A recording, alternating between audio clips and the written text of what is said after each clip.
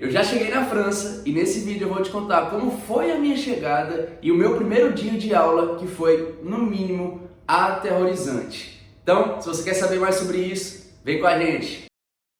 Fala, futuros engenheiros! Juliano aqui, tudo bem com vocês? Nós estamos aqui no Primeiros Papéis, um canal que busca te apresentar as oportunidades que você tem ao longo da Universidade de Engenharia para que você possa escolher quais experiências você quer ter para se desenvolver para o mercado de trabalho e com certeza atingir o sucesso profissional dentro daquilo que você acredita e espera como um trabalho no futuro. E a partir de hoje, já que eu estou aqui, morando na França, e se você não está entendendo nada, assiste esse vídeo aqui em que eu falo sobre o projeto que eu vim fazer aqui, o duplo diploma Braftech, em que eu vim para a França para estudar engenharia aeronáutica e me formar e ser um engenheiro, tanto na França quanto no Brasil. Então, se você não está entendendo nada, dá pausa nesse vídeo, abre outra guia, assiste primeiro esse vídeo aqui e depois volta aqui para saber como que foi a minha chegada na França e o meu primeiro dia de aula. E se você já sabe o que está acontecendo, não esquece de apertar aqui em gostei para mostrar que você está acompanhando a minha jornada, a minha experiência, que você acompanha a gente no Instagram também, já segue aí, tá o link aqui na descrição. E se inscreve no canal e ativa os sininhos. Por quê? Porque a partir de agora eu vou postar diversos vídeos falando sobre a minha experiência aqui na França, porque não tem como fazer um vídeo só, seria maior que isso, seria uma série, de diversas temporadas aí, com diversos episódios, porque eu tô aqui há menos de 20 dias e já tem diversos vídeos que eu posso fazer, principalmente falando sobre as primeiras impressões em relação a diversas coisas, e igual vamos falar aqui hoje. Então, vamos lá, vamos parar de enrolação, vamos para o nosso primeiro assunto aqui, que é a minha chegada na França. Para que vocês se contextualizem um pouco melhor, eu faço universidade em Uberlândia, na Universidade Federal de Uberlândia, e todos os trâmites em relação ao visto, que foi muito difícil, eu contei um pouco para vocês no outro vídeo, eu realizei eles em Brasília, porque minha família é de Teresina e eu usei meu endereço de lá. Caso eu tivesse usado o endereço de Uberlândia, eu teria que ir ao consulado do Rio de Janeiro, mas era um pouco mais difícil de ir lá e de fazer o esquema que eu queria fazer, que era o quê? Buscar o visto em Brasília e já de Brasília ir para São Paulo e depois pegar o voo direto para Paris e vir para cá, para Poitiers. Ah, Juliano, mas do Rio de Janeiro também dá para fazer isso. Sim, também dá para fazer isso, mas é porque o meu pai foi em Uberlândia buscar o meu carro, então o caminho de volta para Teresina passava por Brasília e aí completava toda a logística da minha vinda para cá.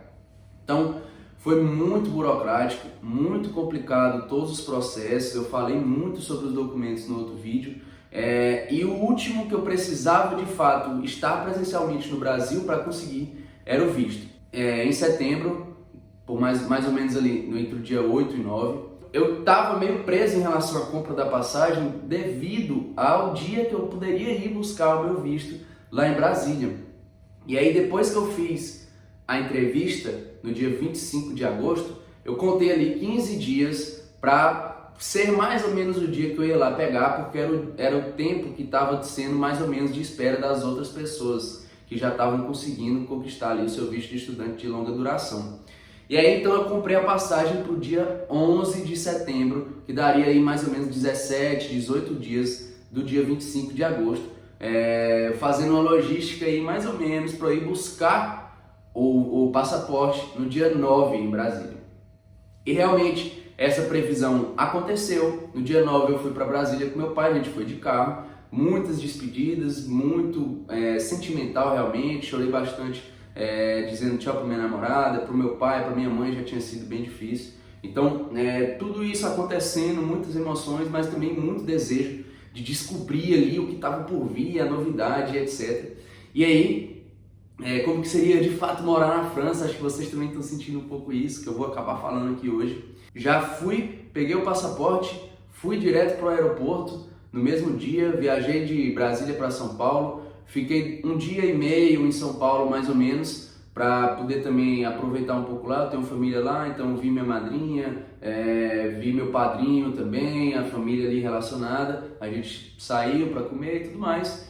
E no outro dia era o dia tão esperado, o dia de realmente viajar, trecho São Paulo, Paris, mais ou menos aí 11 horas de viagem dentro do avião, Eu viajei num A350 da Air France, muito massa a aeronave, tirei algumas fotos, vai estar passando aqui.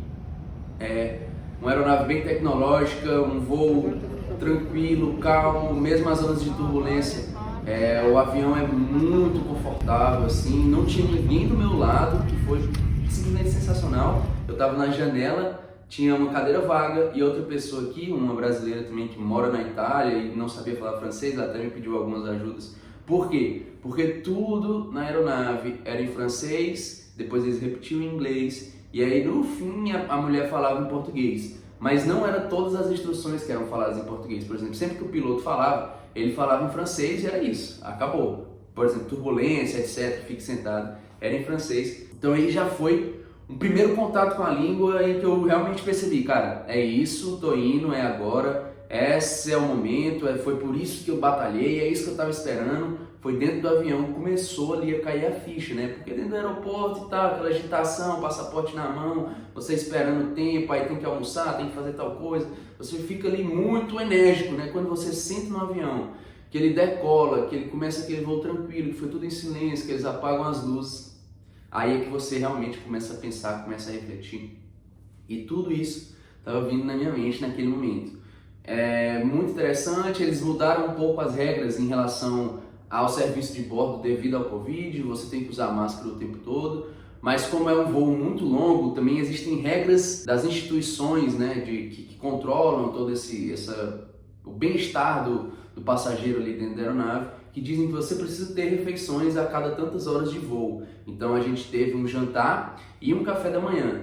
Aí você deve estar se perguntando, então ele viajou de noite e chegou lá de manhã, né, no horário do Brasil. Na verdade não. Eu saí do Brasil às 15h10, só que tudo dentro da Air France funciona no horário francês. Então, quando era ali 15h10, na verdade na França já era 20h10. E aí quando deu 21 horas na França, que foi o comecinho do voo, a gente decolou, o piloto já disse, olha, os comissários de bordo falaram, a gente vai servir o jantar e tal, tem tal opção e tal opção, você pode escolher na hora que chegar em você. E aí eles já serviram o jantar. E isso foi muito interessante, porque para mim ainda era de tarde, para muitas pessoas ali ainda era de tarde, mas para os franceses já era de noite. Então, como eles trabalham dentro da lógica da empresa, eles têm todo o protocolo no horário francês. E aí, rapidamente, depois que a gente sai do Brasil, até os horários lá do computador, etc, já trocam, já fica tudo em francês. A mensagenzinha dos protocolos também é muito legal, é tudo em francês e inglês. Aí tem uma mulher que fala em francês, o cara que fala em inglês, muito interessante mesmo. Eles vão falando, vão passando por pontos turísticos de Paris e vão dando as instruções, bem legal mesmo. Teve o jantar e o café da manhã, que foi mais ou menos ali entre meia-noite e 1h da manhã, que já era o finalzinho do dia, quando o dia está começando na França, né, entre 5 e 6 da manhã ali, eles serviram o café. E aí eu cheguei em Paris, no aeroporto Charles de Gaulle, no domingo, às 7h10 da manhã da França, que era 2h10 da manhã no Brasil. E aí a partir daqui, você pode simplesmente esquecer, não faz nenhum sentido você ficar pensando no horário do Brasil e você ficar pensando em converter a moeda. A partir desse momento, você tem que entrar no mood europeu, você tem que se transformar, porque senão você não consegue fazer as coisas, você não consegue entender o que está se passando. Então era 7 da manhã, então beleza, tô acordado, é isso, vamos lá, já tomei café, vamos para cima, vamos esperar o almoço e vamos ver o que a gente vai resolver. E aí eu tinha marcado com um amigo meu, na verdade eu ainda não conhecia ele, né, agora ele já é mais meu amigo, e eu tinha marcado com ele em uma das estações no centro de Paris, para a gente se encontrar e depois ir para a estação em que a gente ia pegar o trem de alta velocidade para Poitiers. Eu vou já explicar isso. E aí foi o primeiro grande desafio, né? O aeroporto. O aeroporto é simplesmente gigante, ele tem diversos terminais e para ir de um terminal para o outro, você tem que pegar um metrô lá que anda entre esses terminais para ligar ao terminal central, que é onde você pega a mala, passa pela polícia e pega o trem, que é tudo lá interligado. Só que eu não sabia disso, né? Eu não sabia muito bem onde que eram os lugares e tudo mais. Eu sabia que o trem era dentro do aeroporto, mas não sabia como chegar lá, como que era para passar na polícia, etc. E aí na hora que a gente desce, afunila no terminal que a gente está para ver o passo sanitário. E aí você tem que mostrar o passe sanitário. Não sei se vocês estão vendo, no Brasil está tendo uma confusão aí, principalmente em São Paulo, se tem passe sanitário ou não. Aqui todo lugar pede, você tem que mostrar que já foi vacinado e etc, que já está imunizado. Senão você não pode tirar máscara nem nada disso.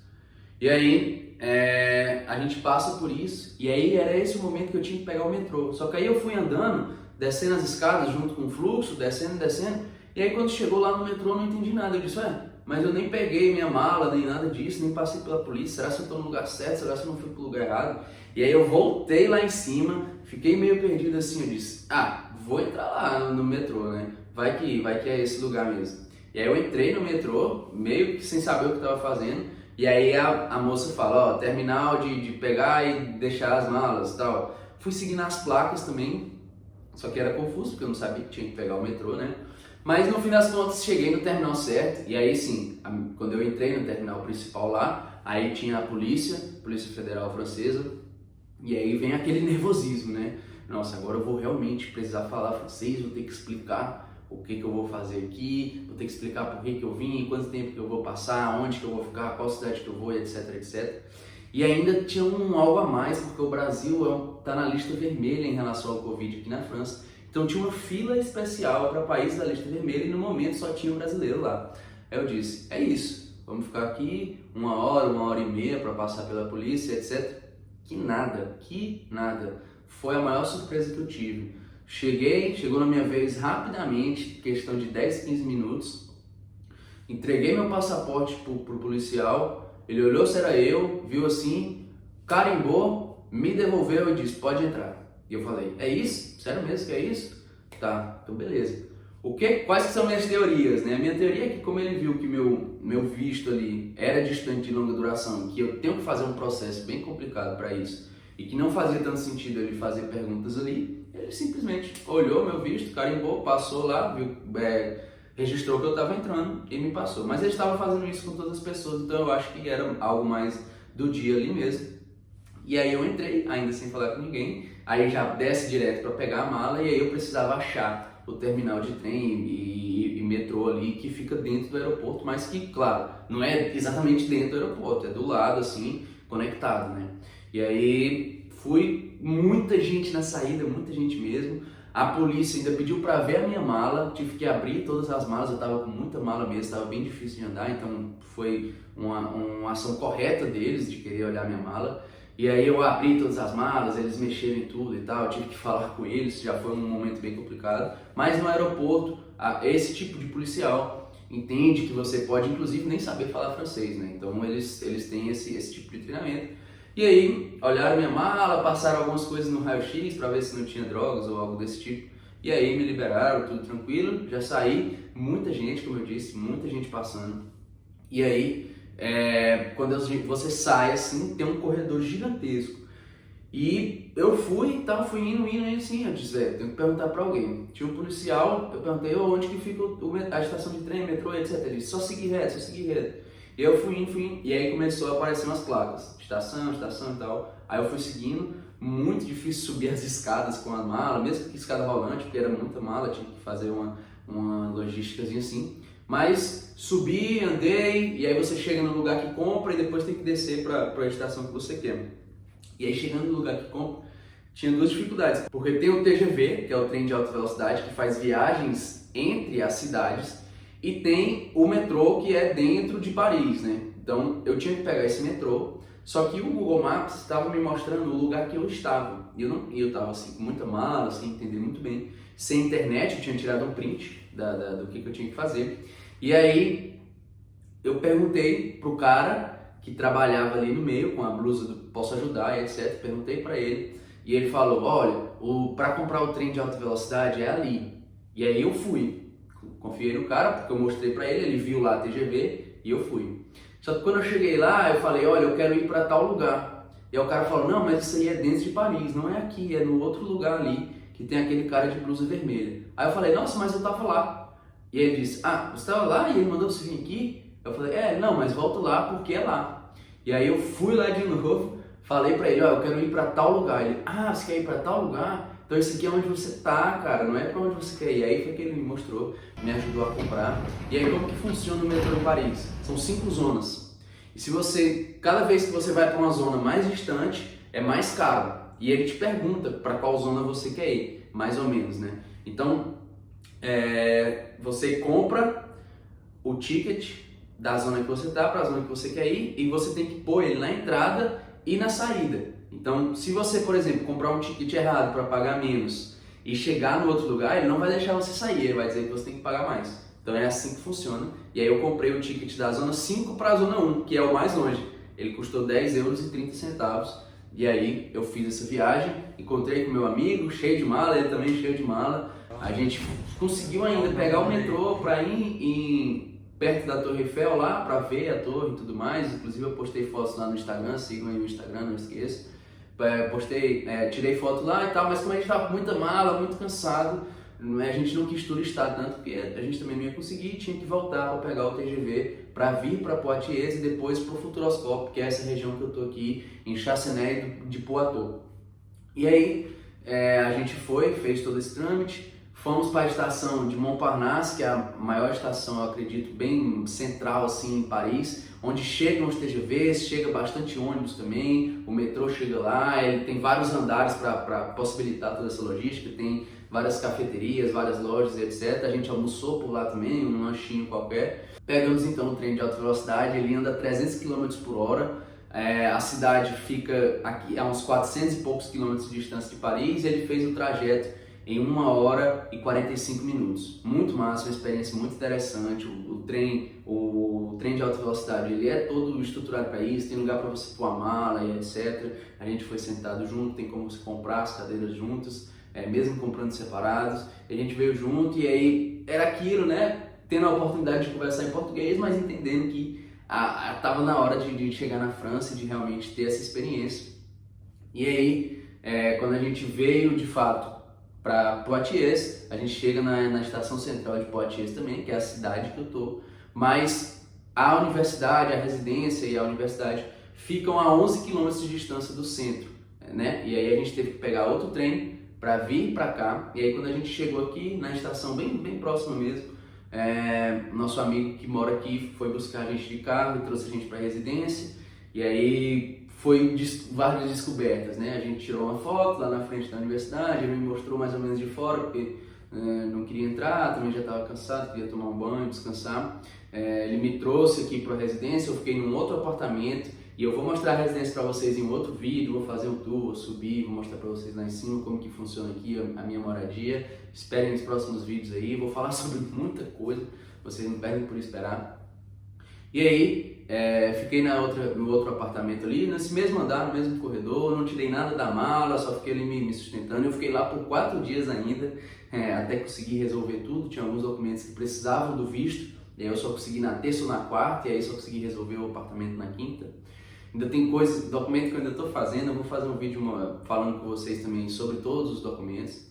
E aí, ele fez a janta lá pra gente, comi um pouco, a gente bateu um papo, ele me falou sobre várias coisas que iam acontecer, como que funciona, etc, as aulas, as provas, o que eu tinha perdido, o que era mais importante, menos importante, me mostrou como que funcionam as notas, etc. Também vou explicar para vocês como que são as aulas, como que são as notas, como que são as provas, como que são os esportes. Vou falar tudo isso para vocês em diversos vídeos. Esse vídeo aqui já tá grandão e eu ainda nem comecei a falar sobre o primeiro dia de aula que eu prometi para vocês e eu vou trazer com certeza.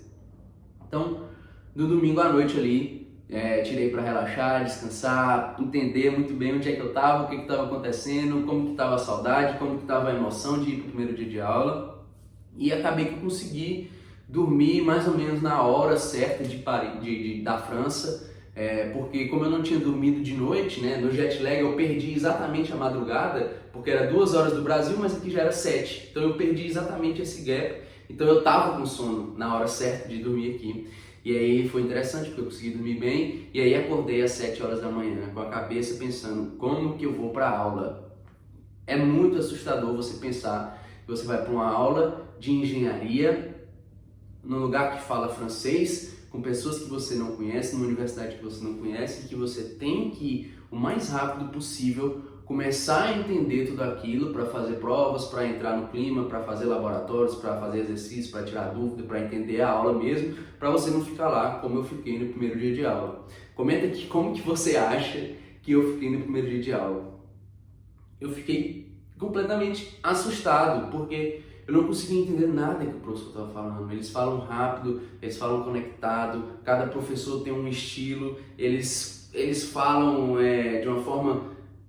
Eu nem sei explicar. O anfiteatro é interessante, tem um microfone para os professores falar, mas tem alguns que não usam, tem alguns que mesmo com microfone falam baixo. O conteúdo, eu tinha que ficar prestando atenção no que o professor estava falando e no conteúdo, e isso não era muito simples. Eu não tinha os polis, porque eu tinha faltado o primeiro dia, que foi na sexta. Os polis são esses caderninhos aqui, ó, que eles imprimem e mostram, e entregam pra gente, né, com todos os resumos das aulas, os slides. Alguns são livros mesmo, de fato, com conteúdo. E tem os polis também de exercício e de aula prática. Então, quando eu for explicar as aulas para vocês, eu vou mostrar direitinho os polis, vou fazer uns vídeos para colocar aqui na frente. E aí, foi simplesmente isso. Muito difícil. Eu tive 3 aulas de manhã de exposição, né? Porque são 3 tipos de aula. Aulas de exposição, aulas de exercício dirigido, que aí é dividido em 6 grupos de 30 pessoas, e aulas práticas, laboratórios, que são divididos em grupos de 12, 14 pessoas. Então, vai diminuindo, e quanto mais próximo você fica do professor, mais você consegue entender. Hoje, eu já consigo entender diversas aulas, e as aulas que são de exercício, que eu fico mais próximo, sento na frente, consigo entender mais ainda.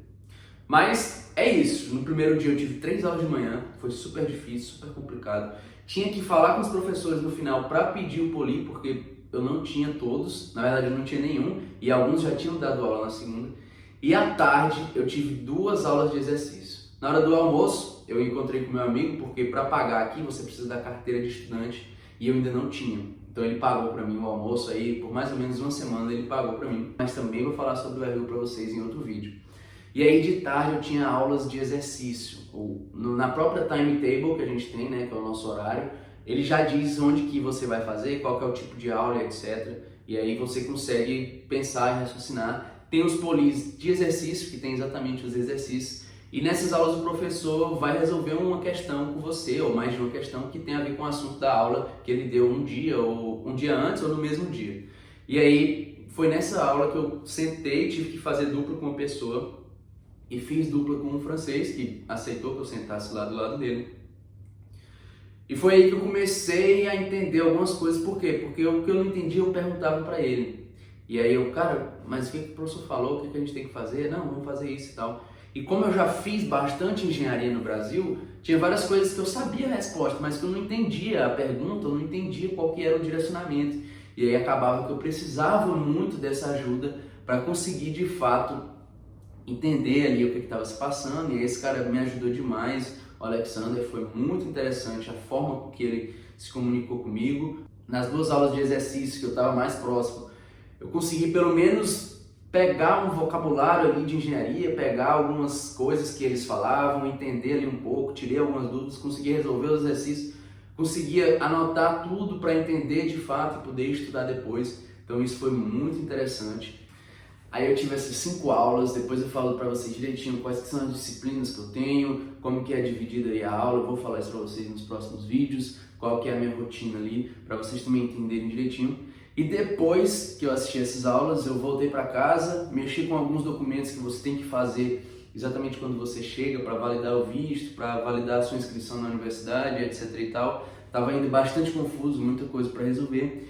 E depois eu só conseguia ficar sentado na cama, pensando em tudo que tinha acontecido, tudo que tinha entrado na minha cabeça ali, como que tinha sido essa experiência, raciocinando que de fato eu estava na Universidade Francesa, eu estava na ESMA, eu estava estudando engenharia aeronáutica em outro país, em outra língua, em uma universidade de ponta da França, e que realmente tem uma estrutura e uma forma de ensinar muito interessante. Eu ficava pensando como que seria o próximo dia, etc.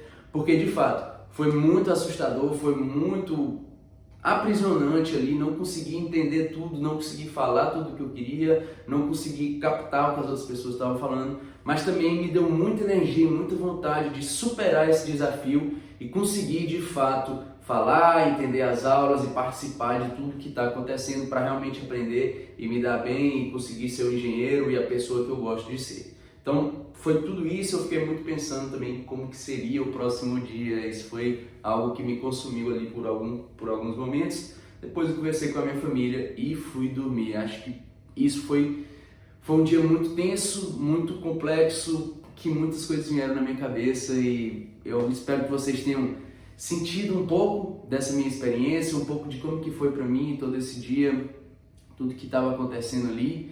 E nos próximos vídeos eu vou falar sobre como que as aulas são divididas, como que é a minha rotina ali no dia a dia dentro da universidade e como que foi me relacionar com os franceses, como que foi fazer esportes com eles, começar a ter ali uma certa amizade, uma certa troca de informações todo dia. Então, espero que vocês tenham gostado e assistam também aqui o nosso último vídeo em que a gente fala sobre o que a escola não te ensina, que é muito interessante para você entender um pouco da mentalidade que a gente tem aqui, do porquê que você deve ter experiências para se destacar para o mercado de trabalho, tendo em vista o que a escola não passa para a gente, né? Para aproveitar de fato esse tempo dentro da universidade, para se desenvolver como pessoa e como profissional e ter mais opções no mercado de trabalho.